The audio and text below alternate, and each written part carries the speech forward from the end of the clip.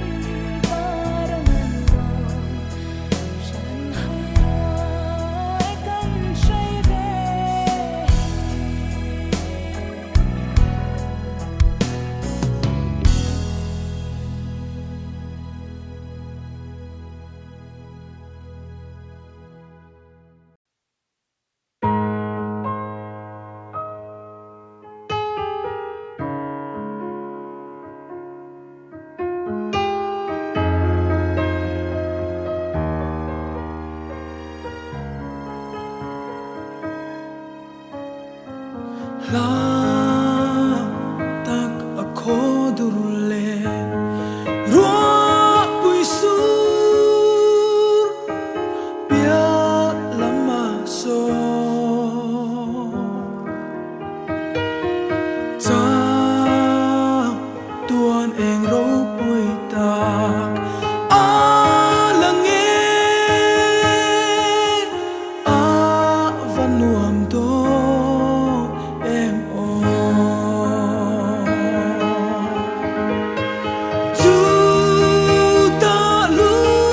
mai na le in tren na om to lo va chu lui ka ma kan in to ko ma kan sa tuan in a kia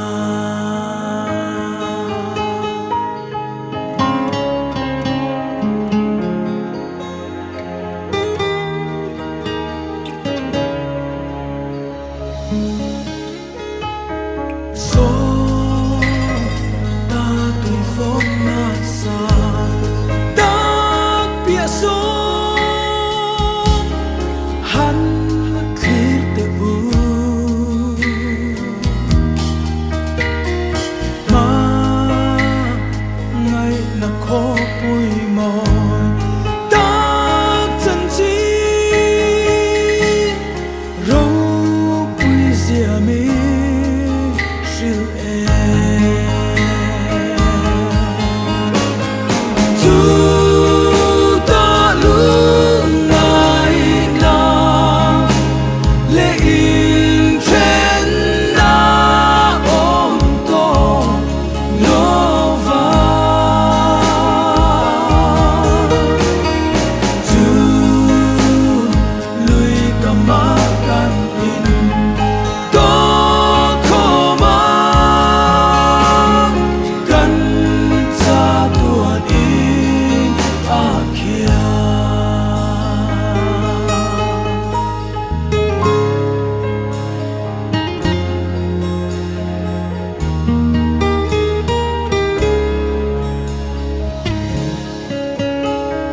so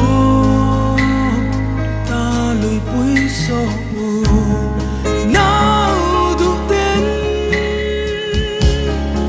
an kai ta e lal para makan to kong le a in chen na om to lo